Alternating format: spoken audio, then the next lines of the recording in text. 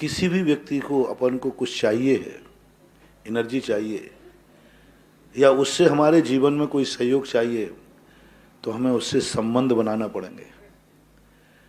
भगवान से, गुरु से भी हमें संबंध बनाने पड़ेंगे। संबंध कब बनते हैं? आप अपने रिश्तेदारों के यहाँ कोई कार्यक्रम होता है, आपके यहाँ कार्यक्रम नहीं है, लेकिन आपके रिश्तेदार के यहाँ कार्यक्रम होता है, तो आप क्यों जाते हैं? क्यों पार्टिसिपेट करते हैं? क्यों वहाँ जाकर के व्यवहार लेके जाते हैं? और व्यवहार एक इतना बड़ा चीज है भारत की कि रिश्तेदार जब भी माना जाएगा, संबंध जब भी माना जाएगा जब आपका उसके यहाँ व्यवहार होगा।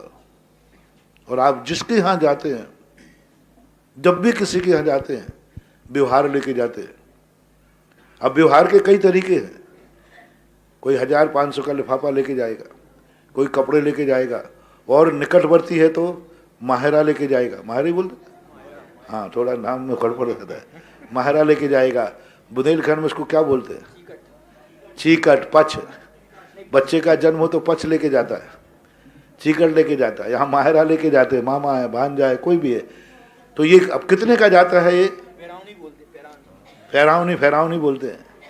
कितने का लेके जाता है? कोई हद नहीं है। 1 करोड़ का भी जाता है, 10 लाख का भी जाता है, 10,000 का भी जाता है, और 100 रुपये का भी व्यवहार जाता है। व्यवहार है। आपका व्यवहार किस ढंग का उस रिश्तेदार से है, बस वही और वो व्यवहार है तो व्यवहार है, रिश्तेदारी है, अन्यथा नहीं। बस यही स्थिति भगवान के संबंध में।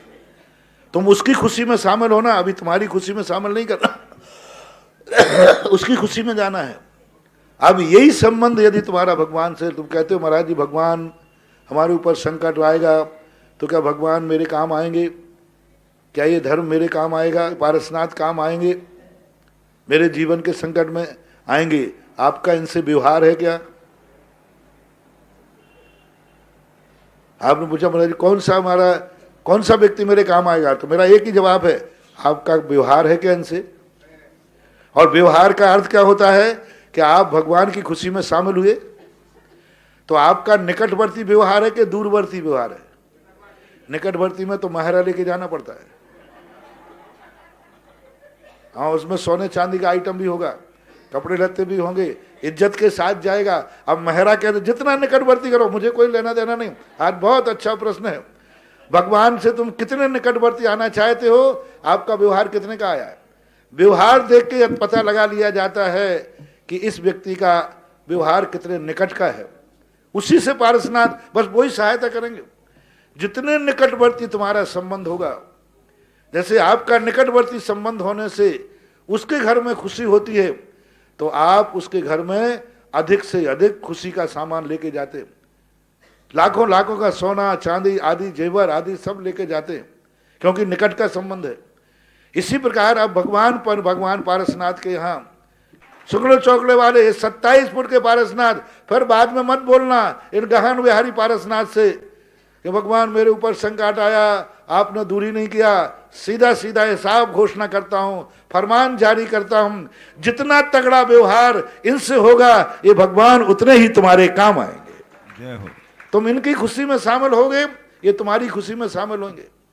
तुम इनको इतना कितना उत्साह दे सकते हो? अपने जीवन में सोच लो कि 18 साल के बाद भगवान पारसनाथ, कल के दिन तुम्हारे ऊपर संकट आएगा, तुम मुंह दिखा के नरियल लेकर के पारसनाथ 27 फुट के पारसनाथ के भगवान के पास चढ़ाओगे और कहोगे भगवान घणो संकट से काई करूं? तो भगवान कहते हैं मैं काई करूं, तू मेरा है कौन? हम तुम्हारे हैं कौन? वो एक पिक्चर है ना, कोई ऐसी बता दे। हाँ, कोई नाम आगे पीछे हो सकता है, मैं तुम्हारा कौन हूं या मैं कौन हूं? हम हैं आपके कौन? ऐसा है। तो पारसनाथ भी यही बोलेंगे, भैया मैं आपका कौन हूं? क्या व्यवहार है आपका?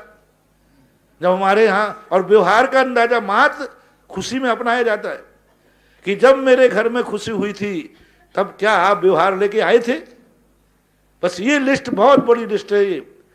जब भगवान का पालन 18 साल के बाद हो रहा है, और जब तुम गगन विहारी पारसनाथ से कहो भगवान आपने पैर तो बढ़ा दिया है, कभी मेरी तरफ भी पैर बढ़ा देना, तो भगवान कहेंगे हम आपके हैं कौन?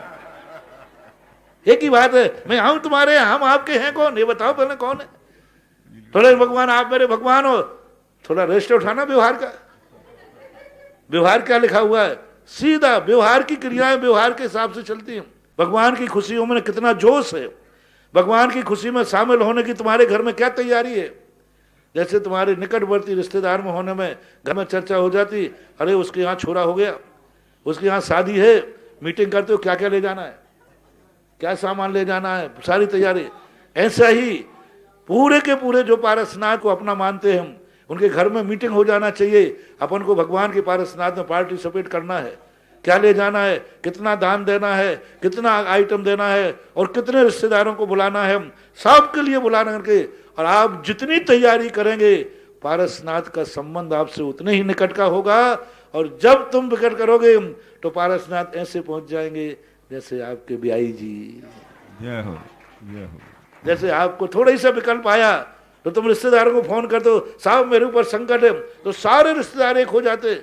ऐसे ही एक बार तुम पारसनाथ का नाम पुकारोगे, पारसनाथ तुम्हारे पास जाते खड़ा हुआ मिलेगा, बेटा क्या बात है, भगवान संकट में हो, तथास्तु। जैसा इधर तुम व्यवहार करोगे वैसा जो बोगे वह पाओगे।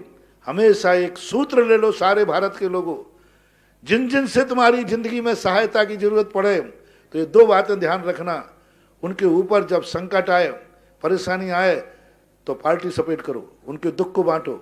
जब उनके यहाँ सुख आए तो उस सुख में भी शामिल हो, तो वो तुम्हारे दुख सुख में शामिल होंगे।